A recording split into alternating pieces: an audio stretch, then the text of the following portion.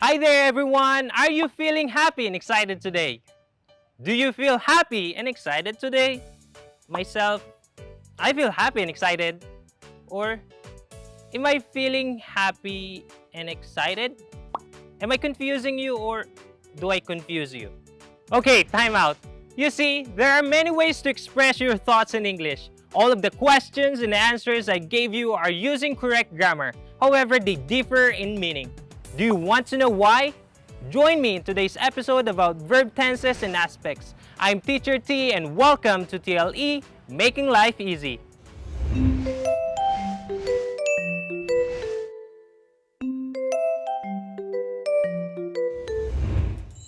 To know when and in what situation both sentences I feel happy versus I am feeling happy should be used, you need to understand the verb tenses and aspects and how they work. When I was hired in a call center in Alabang, I had spent a week learning about grammar, specifically subject-verb agreement and verb tenses. That is why I decided to focus two of my episodes to discuss these two important grammar topics because I want you to become call center ready. First, you need to know that there are three time periods: past, present, and future. And four aspects: simple, progressive, perfect, and perfect progressive. Combining the times and aspects, we will form 12 different verb tenses.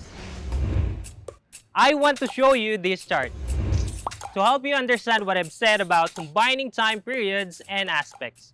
Combining the present time and the simple aspects, we form simple present or present simple, vice versa. We use the present simple tense to say general truths or facts and habits and routines. Like, I'm happy and excited. This statement is my personal fact, that in fact, I'm happy and excited. Also in my routines, like I brush my teeth or I take a bath. In our previous episodes, we discussed subject-verb agreement, where we learned that only in the third person pronouns, he, she, and it, that a verb takes its singular form. So, if I'm going to change this sentence as if I'm speaking about third person's facts or habit, the present simple will look like this. She's happy and excited. He brushes his teeth. John takes a bath. Clear for present simple? So back to the chart again. If we combine present and progressive, we now form the verb tense in present progressive. This is used to express action that is happening or ongoing right now. Like, you're feeling happy because you are watching Teacher T's lesson on grammar.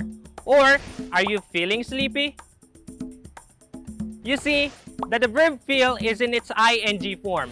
Another example is we are studying English because we are preparing for a call center job. Now, can you guess the difference between it rains versus it is raining? You're right. The one is present simple and the other is present progressive.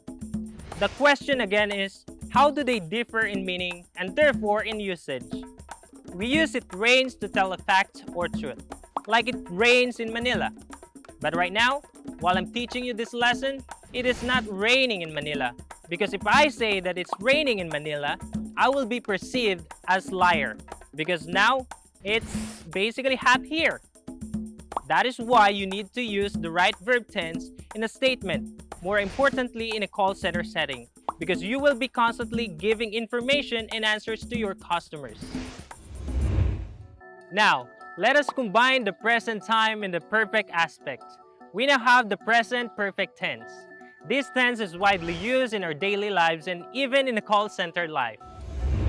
We form this verb tense by using the auxiliary verb have for all subjects except the third person singular subject, where we use has instead, and combining it with the main verb in third form or the past participle form, which is the ed form for regular verbs or many different forms, or the base form for irregular verbs. Let us see this chart for example. Applying the grammar rule in the use of the present perfect tense, we will use have for all the subjects except for the third person singular pronouns and all other singular nouns. I have called him many times. She has sung the hymn. John has written the memo. Some of irregular verbs, like come and read, have the same base and past participle forms. Like, I've come to realize the right way to teach grammar. And, have you read the script? Did you notice that I pronounced read as read? Just remember, come does not change its pronunciation when you use it as a past participle verb. But you have to be careful in pronouncing read as a past and past participle verb, because even though it retains its spelling, it should be pronounced as read, but is still written as read. We use the present perfect tense to talk about an experience or action that is started in the past and is continuing up to the present time. Like in the first example, I've called him many times, which simply means that the person I was trying to call still is not answering the call. But once he finally picks up the phone and answers, my statement simply would be that I'd called him many times, or I called him many times. Alright, later in the chart, when we get to the past simple and the past perfect tenses, I will tell you which is more appropriate to use, okay? Back to our chart. Now, if we combine the present time with the perfect progressive aspect, we will form the present perfect progressive, which is a verb tense that is formed by using the auxiliary verb have or has depending on the subject again and combining it with the past participle of the verb be, which is been, plus the ing form of the main verb. As in, I've been teaching for 2 years now. This indicates that I started teaching 2 years ago and I'm still teaching up to this day. This tense is commonly used in a call center. For example, you are processing an order for an hour and you are still processing the same order. To express your situation, you should say, I've been processing your order for an hour now, but I need a couple more hours to complete your order. A real-life scenario is, you have been watching DepEd TV for almost 3 months now. My cameraman has been filming me for 10 minutes now. See, it tells us that the action started from a certain period in the past and is continuing to happen up to the present time. Now, the past simple tense. Past time plus simple aspect. The past simple tense is formed by using past tense form of the verb. Again, you do not have to worry too much about subject-verb agreement here. The main verb is always in ed form for regular verbs, or in many forms for irregular verbs. Example, I called you many times, referring to the experience of calling someone many times and finally the call was answered. It is more appropriate than a past perfect tense. For an irregular verb like read, it will look like it's still in the present simple tense. I read the manual. But do not forget to pronounce it as read to indicate that it happened in the past time. Basically, we use this tense to indicate action that was done in the past. Like Apollo 11 landed on the moon in July 20, 1969. Certainly, this event happened in the past. Let us move to the past progressive tense. The past progressive tense is formed by using the past form of the be verb was for singular subjects and were for plural subjects, plus the main verb in ing form. Example, They were watching TV when I got home. It was raining hard by this time last month. These statements indicate a continuous action happening in a certain period of time in the past. Then, the past perfect tense is formed by combining the past form of the verb have, which is had, and the past participle form of the main verb. Example, I had called him many times, but he did not answer. Basically, from this statement, it's obvious that the past perfect tense shows an action that occurred before a certain period in the past. It means I stopped calling him after a long attempt. But past perfect is not widely used in call center settings. We simply use the simple past tense because it already conveys the meaning. as you can see, there are 12 tenses in English, but they are not all useful in real life. I would like to share with you that the future perfect tense and the future perfect progressive tenses are not practical tenses to use. You might even confuse the other person further if you use them, So, we will not be discussing them at all. And you wouldn't want to have a customer telling you, please speak to me in plain English. I don't understand what you're saying. And all because you use the future perfect tense with them. Oh no! The most commonly used one in business situations are the following. All the simple tenses: past, present, and future. The present perfect tense. The simple progressive tenses: past progressive, present progressive, and future progressive.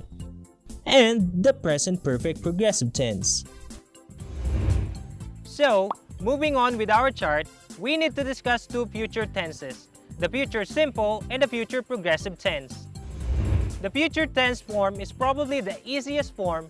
All you need to do is to add auxiliary verb will to the base form of the verb. Just like the past tense, it uses the same verb form for all its subject, like we will love it, she will love it, and I will love it.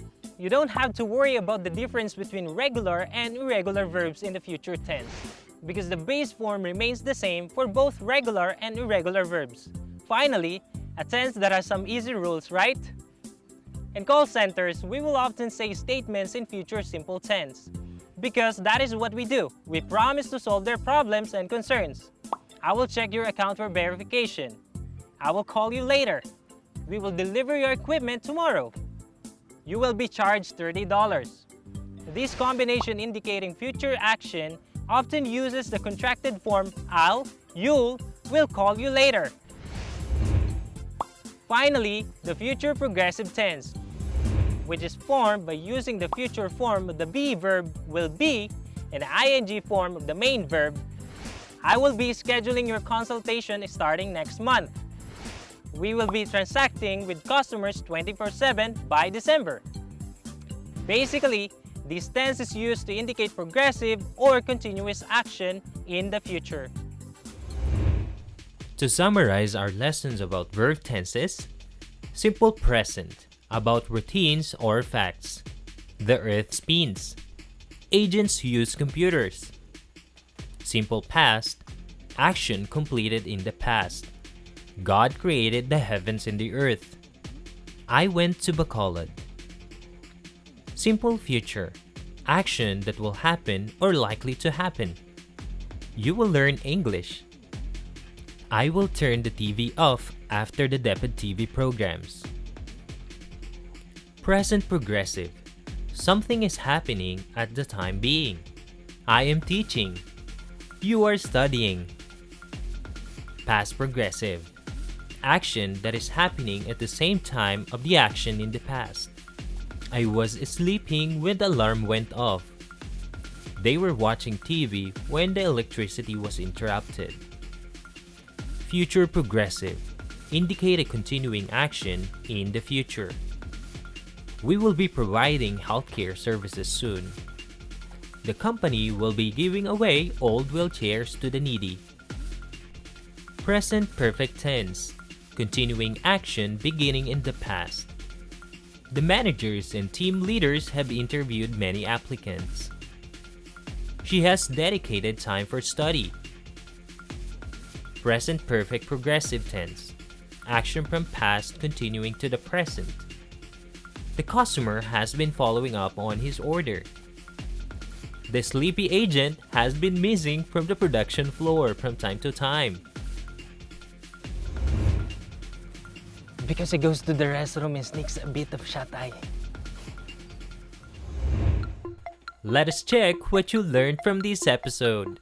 All you have to do is to determine the correct verb tense in the given sentences and supply the appropriate verbs, be verbs, auxiliary verbs, or the main verb forms.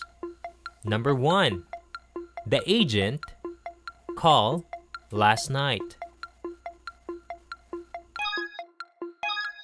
The answer is the agent called last night. Number 2. I will be take your order from now on. The answer is I will be taking your order from now on. Number 3. He learn grammar soon. The answer is, he will learn grammar soon. Number 4. DepEd TV improved since it started airing. The answer is, DepEd TV has improved since it started airing. Number 5. The caller has spent hours talking to the agent. The answer is, the caller has spent hours talking to the agent. Number 6. John leave for work early every morning.